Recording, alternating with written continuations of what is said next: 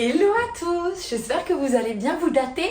Non, je rigole, c'est moi. J'ai carrément reçu un mail de YouTube me disant votre chaîne n'est pas active depuis plus de 6 mois. J'étais là. Bon, il va falloir faire quelque chose.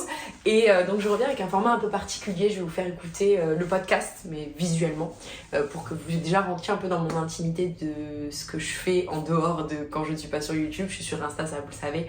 Mais j'ai aussi ouvert une chaîne de podcast. Et j'en suis à mon... Là, ça va être mon 18e épisode. Celui-ci est sur Manifester l'amour parce que, petite news, pour ceux qui ne le savent pas, j'ai trouvé l'amour. L'amour avec un grand A. Et je suis trop heureuse et j'avais envie de partager ça parce que en septembre dernier, je m'étais enregistrée. Vous allez le voir enfin, de l'écouter juste après et voir ma réaction en direct parce que je ne l'ai pas réécouté depuis. Où je parle de comment j'ai manifesté l'amour. Enfin, comment j'étais en train d'essayer de manifester l'amour puisqu'à l'époque j'étais célibataire. Entre-temps, j'ai eu une relation de à peu près 2 mois et ensuite la suivante, celle actuelle, qui j'espère durera pour la vie, souhaitez-le moi. Et donc je me suis dit pourquoi pas le filmer en vidéo. Je sais pas encore comment je reviendrai sur YouTube, je t'en parlerai peut-être plus à la fin de cette vidéo, mais là en tout cas voilà, je me suis dit c'est un format sympa, comme ça vous allez voir comment je tourne les podcasts. En même temps ça va vous donner une petite update de ma vie et surtout pour celles qui sont ou ceux qui sont dans le même état que moi ou qui l'étaient, ça va peut-être vous aider à manifester l'amour. Je vous laisse avec donc l'enregistrement du podcast et je vous récupère tout à l'heure. Hello à tous, j'espère que vous allez bien. Aujourd'hui est un podcast particulier, je vous le dis directement. Nous sommes le 22 septembre 2023. Et je fais ce podcast parce que je me suis dit, en vrai, je vais essayer de manifester l'amour et je veux pouvoir aider les autres à le faire si jamais ça se réalise pour moi, ou voir juste si je suis folle ou si c'est vrai en fait. Avoir comme une trace écrite. Et une chose donc que je faisais beaucoup, c'est en fait dans mes prières, en fait, je parlais à mon futur mari comme s'il existait déjà en fait. Je disais, je sais que t'es là, je sais que tu m'attends, je sais que tu vas rentrer dans ma vie en fait. Je t'ai attendu pendant tellement longtemps et je promets quelque chose, c'est que dans cette relation, je vais être moi-même et je vais te laisser la place d'être qui tu es. Et je vais juste vivre en fait. Je vais juste me laisser aller. Et j'espère que je te verrai jusqu'à la fin de ma vie en fait. J'espère que ce visage lumineux et solaire fera partie intégrante de ma vie sur Terre. Et vraiment dans cette prière, j'ai essayé de ressentir ça, de vraiment parler comme si c'était le présent. Entre-temps, je me suis mise aussi à dater. J'ai fait quand même pas mal de dates, mais vraiment des premiers dates, quoi. Même pas embrasser, rien. Aller découvrir des personnes. Et par rapport à avant, en fait, la différence, c'est que ces mecs avec qui j'ai eu des dates, en fait, je me suis pas arrêtée à leur physique ou à comment ils étaient sur le papier, parce que j'ai rencontré des mecs sur le papier, ils étaient géniaux. Et j'aurais pu me dire, vas-y, en vrai, ça fait longtemps que t'es seule, contente-toi et tout. Mais non. Tous les soirs, quand le date se passait mal, ou même de manière générale, tout cet été, j'ai prié. J'ai prié l'univers, j'ai prié Dieu. J'ai envie de pleurer parce que, genre vraiment, c'est une prière qui me tient tellement à cœur. Et j'ai dit, s'il te plaît, envoie-moi une personne juste pour moi. Envoie-moi une personne qui vibre à la même fréquence. Envoie-moi une personne que je pourrais couvrir de mon amour sans retenue. Et j'avais vraiment l'impression de grandir pendant toute cette année, plus que d'habitude, à vraiment m'élever à être une meilleure personne. Alors, j'aurais aimé encore faire plus, mais c'était une période aussi difficile, donc il fallait que je m'accorde du repos. Mais je me suis accordé ce repos, je me suis accordé de la douceur.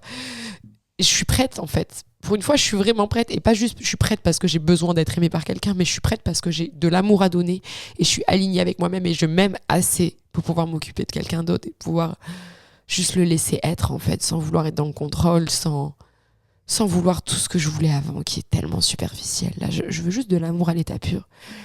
Mais dans ma prière, je le disais à mes guides, à l'univers, à Dieu, je suis pas capable de faire des concessions sur l'amour. Je suis capable de faire des concessions sur beaucoup de choses, mais pas sur le sentiment amoureux. Je peux pas être avec quelqu'un juste pour être avec quelqu'un. Et c'est le plus dur de trouver l'amour sincère. Donc j'ai prié, parce que je savais plus quoi faire d'autre aussi quelque part. Il fallait que je m'en remette à quelque chose de plus grand que moi. Et j'avais envie de lui dire, si tu me donnes cette chance, c'est pas du chantage, hein, mais vraiment c'est dans ma prière, si tu me donnes cette chance de rencontrer cette personne, mon cœur va s'ouvrir. Et un jour je donnerai des enfants que j'aimerais comme toi tu nous aimes en fait. Comme toi tu nous protèges, et même si parfois la vie c'est difficile et je comprends toutes les épreuves que tu as mises sur ma route, je pense sincèrement que maintenant I'm worthy of love, you know. Je suis, comment on dit worthy, la meuf parle anglais dans sa tête. Je mérite d'être aimée. Ça y est, je mérite l'amour universel. Et du coup, je réfléchissais. Je me disais quelqu'un qui parle anglais, quelqu'un de doux, quelqu'un de lumineux, quelqu'un de loyal, quelqu'un de tolérant, quelqu'un d'ouvert d'esprit, quelqu'un qui aime voyager, quelqu'un qui aime l'humanité, quelqu'un de solaire, quelqu'un qui, quand je le regarde dans les yeux, j'ai juste envie de sourire, de le prendre dans mes bras. Pas tous les jours, je le sais.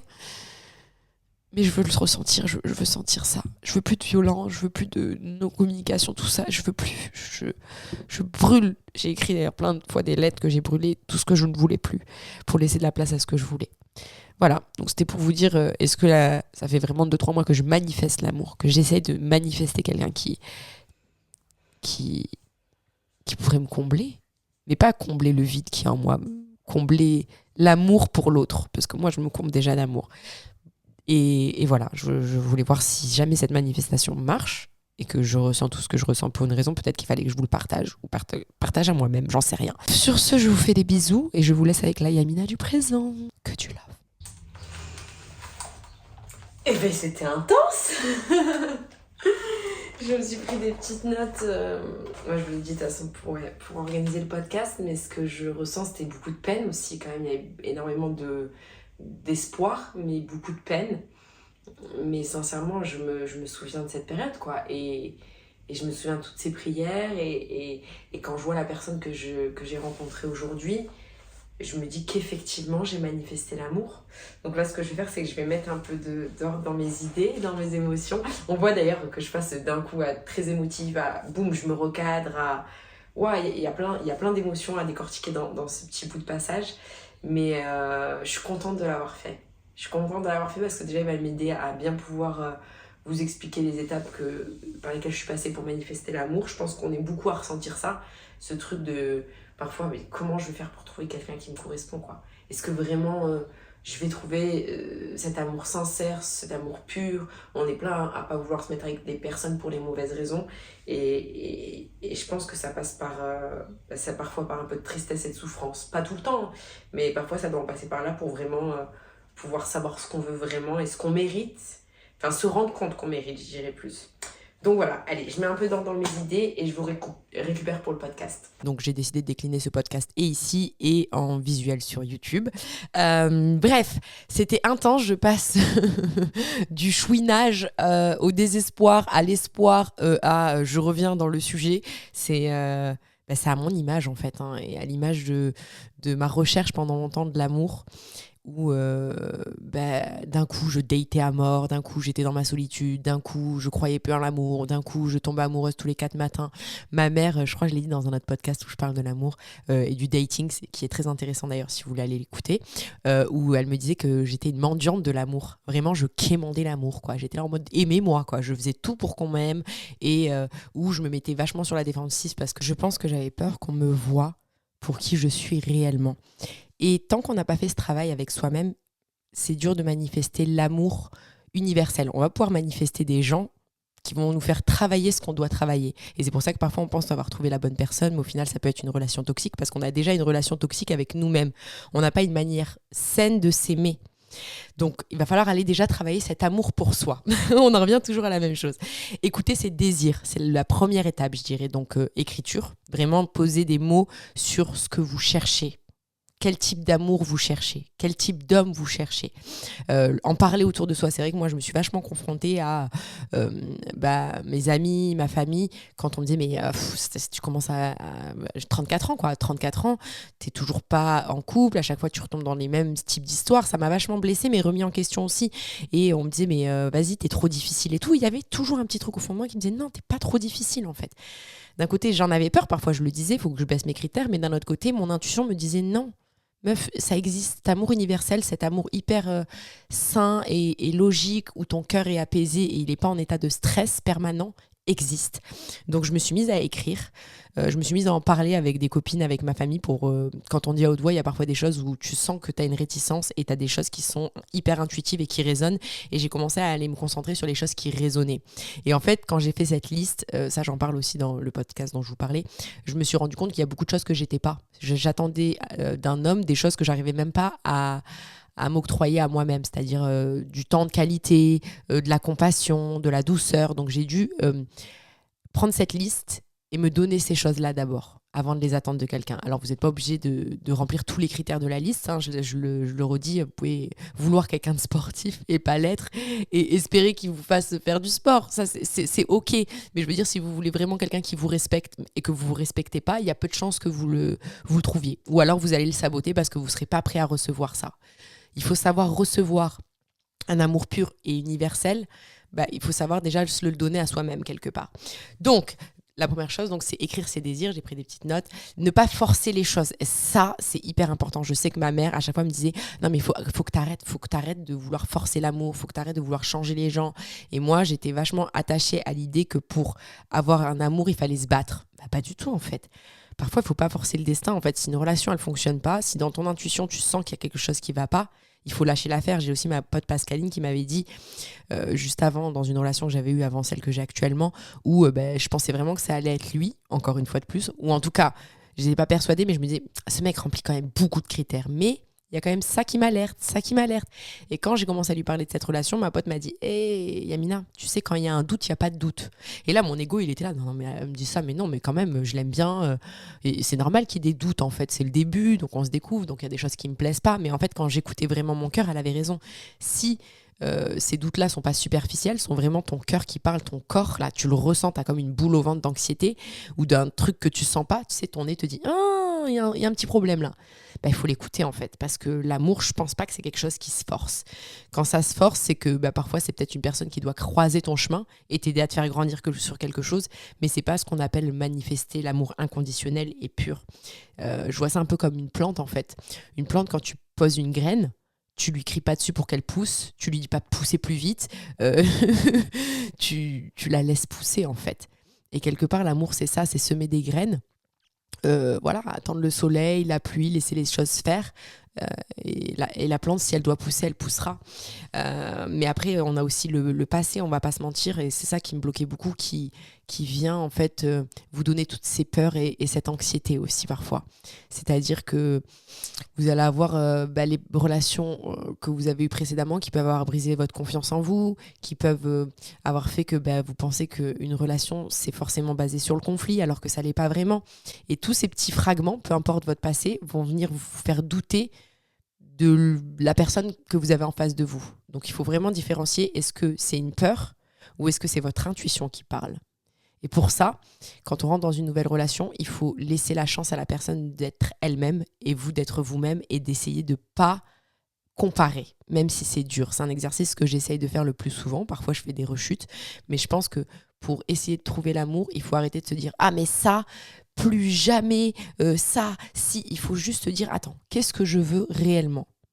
Vous prenez tout ce que vous voulez plus, comme je l'ai fait moi dans le podcast, je vous le dis, enfin dans le mini-podcast que j'ai fait avant, j'ai écrit tout ce que je voulais plus et je l'ai brûlé. J'ai dit à l'univers, je ne veux plus ça. Et après, je suis passée à autre chose, c'est-à-dire je suis passée à ce que je voulais manifester. Quand j'étais dans mes prières, j'essayais au maximum de me recentrer sur le sentiment amoureux, c'est-à-dire le bien-être. Qu'est-ce que ça allait me procurer d'être dans ce type de relation où je me sens bien, où je me sens aimée, où je me sens écoutée. Et ça, c'est important. Les peurs, il faut quand même les prendre et les intégrer. C'est-à-dire, dès que vous avez une peur qui se manifeste, vous allez essayer de comprendre pourquoi. Ah, il y a ça qui vient de se révéler, ça veut dire quoi sûrement? Ah, ça veut dire que j'ai peur d'être en insécurité avec la personne avec qui je suis. Donc, si j'ai peur d'être en insécurité, ça veut dire quoi? C'est-à-dire, vous prenez un papier, un stylo et vous notez vos peurs. Comme ça, vous allez vous en libérer. Vous allez peut-être comprendre pourquoi elles sont là et vous allez comprendre ce que vous ne voulez plus chez un partenaire et bam, vous le mettez de côté. Le but, c'est pas d'étouffer ces peurs, c'est de les comprendre et d'avancer avec. Le but, c'est pas d'oublier non plus complètement son passé, mais d'en tirer des leçons. C'est un peu, si on reprend la métaphore de la plante, en fait, si vous essayez de faire pousser une plante dans une terre qui est pourrie, elle va pas pousser, en fait. Ou elle va vous redonner les mêmes plantes éclatées que vous aviez avant. Si vous voulez une belle fleur nouvelle, une nouvelle énergie, peut-être qu'il va falloir enlever de l'ancienne terre, puis en mettre de la nouvelle. Voilà, un nouveau terreau avec des nouvelles vitamines dedans. Et surtout, faut se pardonner en fait. Moi, j'ai eu un gros travail de pardon où je me suis dit, en fait, je me pardonne des réactions que j'ai eues dans mes anciennes relations. Je me pardonne les choix que j'ai faits par manque d'amour. Je me pardonne tout. Je me suis vraiment pardonnée. J'ai fait un trait aussi sur le passé, dans le sens où j'avais, je sais pas si vous avez ça vous aussi, j'avais gardé des lettres, j'avais gardé des photos, j'avais gardé des souvenirs. Et en fait, un soir, je suis venue sur mon ordinateur dans cette période et j'ai tout effacé. J'ai effacé chaque souvenir de dating, de screen, de conversation, comme si, en fait, j'étais prête à laisser rentrer une nouvelle personne et que j'étais plus du tout attachée à ce passé. Parce qu'au final, être attachée à ces souvenirs, qu'ils soient douloureux ou heureux, ça sert à quoi en fait? Après, il y a peut-être des gens qui veulent garder des souvenirs de leur passé et de leur ex. Mais moi, j'avais besoin, parce que j'étais quelqu'un qui avait du mal à trouver un amour universel et sain, j'avais vraiment ce besoin comme à vider un sac de pierre en fait, qui était beaucoup trop lourd et qui m'empêchait d'avancer. Ensuite, une autre chose que j'ai notée, c'est la validation. Faites attention à ça. C'est-à-dire, moi, je recherchais beaucoup la validation des autres. De la société aussi, de me dire j'ai 34 ans, je suis encore célibataire, ça me mettait une sacrée pression, la validation de ma famille, dans les partenaires que je rencontrais, et du coup ma famille, dès que je disais mais il y a ça qui va pas dans le mec que j'ai rencontré et tout, parce que moi je suis très proche de ma mère, ça peut être vos amis, c'est pareil, et elle me disait mais t'es difficile, ça va, tu peux faire un effort, vois ce que ça donne et tout. Non, arrêtez de chercher la validation, parce qu'en fait si vous cherchez la validation de la société, de votre entourage ou vous-même, c'est-à-dire la validation où vous pouvez plaire, vous ne laissez pas de place à l'intuition.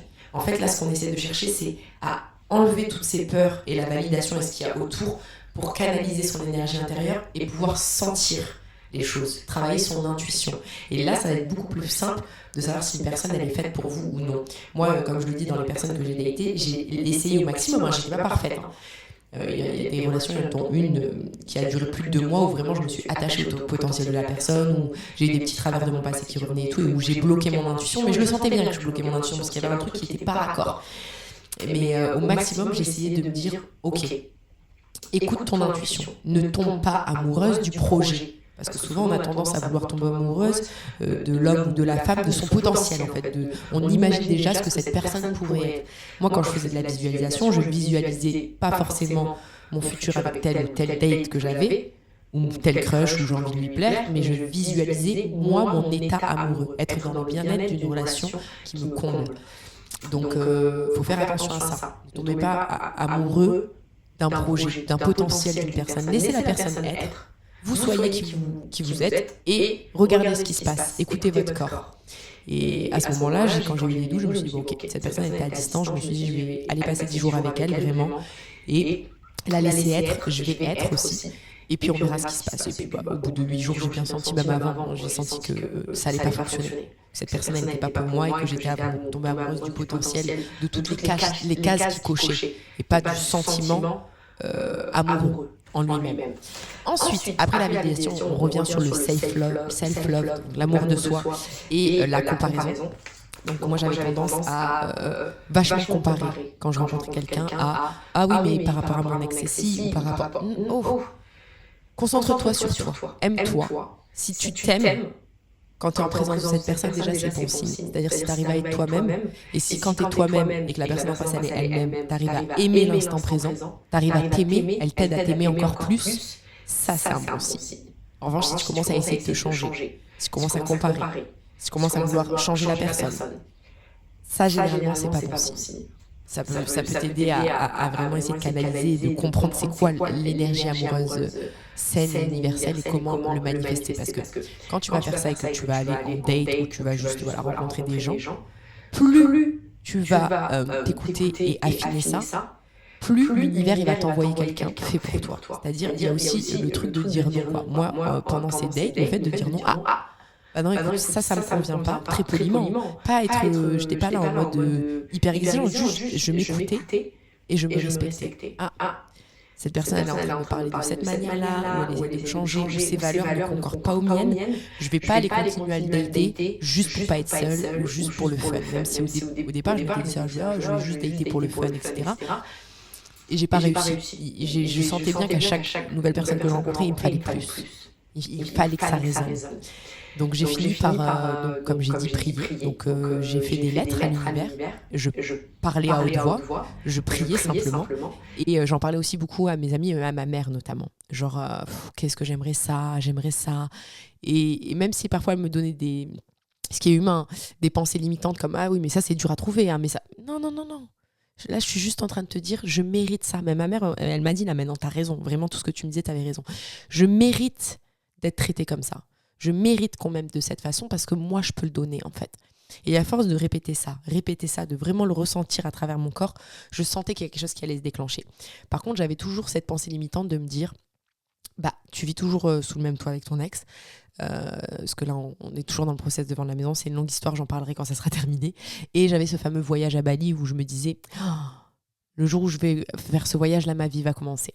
Donc, je me suis quand même dit, bon, si je rencontre quelqu'un, je me laissais pas la porte fermée. Entre-temps, à Bordeaux ou ailleurs, ou peu importe, si je rencontre l'amour, je vais pas me stopper parce que j'ai décidé que ma vie commençait à Bali. Non, j'étais vachement ouverte à l'amour. La preuve, la personne que j'avais rencontrée, elle avait d'ailleurs un établissement à Bali. Donc déjà, ça m'a ouvert. Je me suis dit, un signe du destin. Donc peut-être que c'est lui, machin. Ça m'a redonné un peu espoir à ce moment-là à l'amour. Et là, on arrive à janvier. Et je me dis, bon, allez, je vais quand même recommencer un petit peu à dater parce que être seule à la maison, j'avais besoin de sortir, j'avais envie de kiffer un peu. Mais pareil, j'ai fait un date, ça s'est bien passé avec la personne et je me suis dit, bon, on va attendre, je vais le revoir pour confirmer ou non. Au final, ça n'a pas été, il me manquait un truc, donc je l'ai directement dit à la personne, je me suis respectée, j'ai mis mes limites, j'ai dit, non, ça va pas le faire, je vais pas rester avec toi juste pour le fun. Et là, la personne dont je suis complètement amoureuse et qui c'est tellement différent de tout ce que j'ai connu, est arrivée. Et là, c'était un moment suspendu. En fait, j'avais l'impression de parler la même langue avec cette personne. Et en fait, plus on se connaissait, ça, je vous en parlerai plus longuement dans un autre podcast. Là, on va se concentrer sur la manifestation. Mais ce qui s'est passé, c'est plus je me disais, mais c'est exactement ce que j'ai demandé. Et là, j'ai commencé à les refouiner dans les lettres que j'avais écrites à l'univers. Et je me suis rendu compte que c'est comme si je l'avais décrit, mais avec même des détails qui sont assez incroyables. Quand je vous dis ne faites pas des trucs superficiels, vous avez quand même le droit d'écrire des critères superficiels, c'est pas très grave. Moi, par exemple, on m'entend dire que je veux que la personne parle anglais, ça semble superficiel, mais moi, à ce moment-là, ça résonnait parce que je me dit, je veux peut-être vivre à l'étranger, je veux peut-être créer des choses à l'étranger et tout, et l'anglais pour moi c'est important, je pense que un jour ou l'autre ça me servira, et j'avais le besoin de quelqu'un qui aime la nature, l'humain, enfin j'ai noté tout ce qui me passait au travers de la tête, mais j'ai essayé quand même de mettre des choses qui étaient essentiels à un épanouissement amoureux, pas juste des critères de couleur de yeux ou quoi que ce soit, quoi. Donc voilà, je vous invite vraiment à faire ça. Je pense qu'on a quand même pas fait, on a fait pas mal le tour, pardon. Je vous ai parlé des peurs qui vous bloquent, de vraiment s'en servir, ça je vous le répète, hein. Les peurs sont pas votre ennemi. Si vous avez une peur, n'essayez pas de l'étouffer. Essayez plutôt de la comprendre. Essayez plutôt d'écrire, parce que la peur, ça révèle chez nous, que ça soit en amour ou autre chose, une envie d'avancer, une envie de plus être dans la position dans laquelle on est. Quand on a peur de quelque chose, souvent, ça révèle là où il faut aller travailler sur soi. C'est vraiment hyper significatif. Et pareil, les butterflies aussi, attention, c'est-à-dire les papillons dans le ventre quand on rencontre quelqu'un. Je suis tombée sur un Reels la dernière fois que j'ai trouvé hyper parlant. Souvent, c'est de l'anxiété. C'est-à-dire que quand on a des papillons dans le ventre, on est là, on stresse, on a vraiment une énorme anxiété. C'est pas toujours pour les bonnes raisons. Faites attention à ça. L'amour n'est pas égal à des papillons dans le ventre et à de la peur, en fait. L'amour, souvent, c'est un sentiment de plénitude. Et quand on n'a pas connu ça avant, parce qu'on a eu beaucoup de relations toxiques, on a tendance à croire que quand on n'a pas forcément de papillons, on n'est pas amoureux. Moi, là, j'ai découvert une nouvelle forme d'amour qui est tellement dans la plénitude et de l'apaisement, des rires, du bonheur, quoi. C'est vraiment du bonheur. Et enfin, voilà, ne pas attendre le moment parfait. J'en suis le parfait exemple. Puisque je me disais, je vais attendre Bali, mais au final, ce que j'ai fait, et je trouve qu'il est intéressant, c'est que même si, dans ma tête, je pensais que ça allait être à un moment donné, que j'allais trouver l'amour qui allait être plus tard, je me suis pas fermée. Et j'ai pris des petits steps, des petits pas pour aller vers cet amour. Je me suis développée. Je suis allée me combler d'amour moi-même. Je me suis sortie dans des beaux endroits, je me suis préparée pour moi, je danse, ça j'aime beaucoup danser, vous savez, l'amour de soi. Je me suis fait des papouilles, ça j'en parlais aussi sur Insta, où vraiment je me donnais de l'amour physiquement et je me donnais I was treating myself, ça veut dire je me datais, quoi. Et en m'apportant cet amour-là, ça a fait que quand cette personne est arrivée dans ma vie, j'étais plus en mode mendiante de l'amour, parce que je m'en donnais tellement à moi-même que j'avais pas besoin de quelqu'un qui me couvre d'amour dans ce sens-là, mais j'en avais juste envie. Et cette personne que j'ai rencontrée, elle était au même stade de sa vie. Je pense qu'on rencontre vraiment un effet miroir. Donc si vous n'en êtes pas là, vous n'êtes pas obligé d'être des êtres absolus, parce que je ne suis pas un produit fini. C'est une de ces expressions. Je te la dédicace. Je sais qu'il écoute le podcast. Mais dites-vous bien que vous allez attirer quelqu'un qui est à votre level quelque part. C'est-à-dire qu'il y aura des lacunes si vous en avez et qu'il y aura comme un espèce d'effet miroir. Et parfois, c'est intéressant quand même d'aller dater ce type de personnes parce que ça va vous faire travailler. Mais si vous sentez que c'est pas l'amour universel et c'est ce que vous cherchez, je vous conseille de faire votre travail et d'aller voir ailleurs. Voilà, j'espère que ça va vous aider. N'oubliez pas de juste faire des petits pas vers l'amour. Parce que bout à bout, c'est un peu comme quand on va dans un chemin tout sombre. On se dit qu'on ne sait pas du tout où on va et on a peur. Mais les petits pas bout à bout font que quand on se retrouve et qu'on voit le chemin parcouru, comme ce qui m'arrive en ce moment, on se dit « Waouh, ok, je comprends mieux tout ce qui m'est arrivé dans la vie. Et maintenant, je comprends que je méritais en fait. Pendant tout ce temps, je me suis stoppée avec mes peurs, mais je méritais l'amour. Je méritais de me le donner pour pouvoir le trouver. » Voilà, j'espère que ce podcast vous a plu. Je vais mettre un petit post sur Insta si vous voulez aller voir ou me poser vos questions dessous pour un futur podcast sur l'amour. Je pense que j'en ferai un aussi avec lui un moment, parce qu'autant je vous montre pas son visage, mais pourquoi pas faire un podcast où vous pourrez entendre sa voix et à quel point il est incroyable. Je l'aime trop. Je vous fais des bisous. Prenez soin de vous et à bientôt pour un nouveau podcast. J'espère que ça vous a plu.